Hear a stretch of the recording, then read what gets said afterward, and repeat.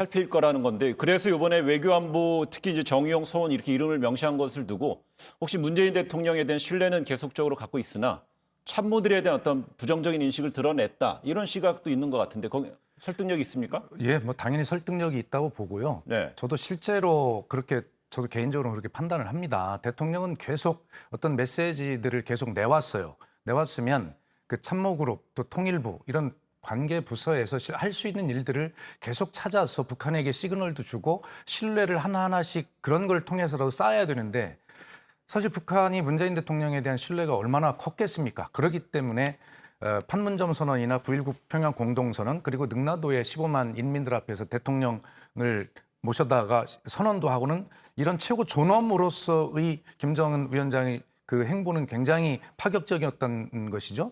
그만큼 문재인 대통령에 대한 신뢰가 있었는데 왜 이루어지는 것이 없느냐라고 하는 불만인데 그것이 결과적으로는 대통령은 계속 신뢰, 어떤 원칙을 일을 하라라고 네. 메시지를 내지만 밑에 참모그룹들이 전혀 움직이지 않는다라고 하는 데 대한 불신이 아마 깔려 있는 것으로 보입니다.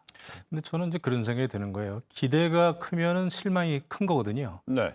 그러니까 이제 2년 전부터 정상회담을 남북 정상회담, 북미 정상회담 여러 차례 하면서 북한이 상당히 기대를 했던 것 같아요.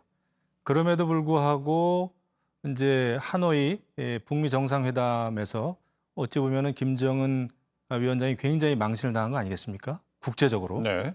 그러다 보니까 그 이후에도 북한이 가졌던 그 기대감이 깨지다 보니까 지금은 이제 한계에 봉착한 것 같아요. 경제난도 있겠고 이런 상황에서 대북 제재는 완화될 기미가 전혀 없고 네. 또 미국의 트럼프 대통령은 대통령 선거에 올인하고 있기 때문에 북한의 이슈가 완전히 지금 비껴나 있고 이러다 보니까 북한으로서는 지금 굉장한 어떤 그 난관에 봉착했다라는 생각이 들어요. 네. 그리고 지금 이제 이해찬 민주당 대표도 이야기했지만은 금도를 넘는 거거든요. 그다음에 남북 공동 연락사무소를 폭파시키고 네. 이런 것은 대외적으로 보이는 것이기도 하지만은 어찌 보면 굉장히 좀 야만적인 겁니다. 네. 그래서 이것은 정말 봉건 왕조에서나 있을 법한 이런 일들을 좀 하고 있는데 금도를 넘는 거죠. 그래서 이제는 북한도 기대를 접는 순서가 아닌가 그런 네. 그 최악의 상황까지 들어요. 다만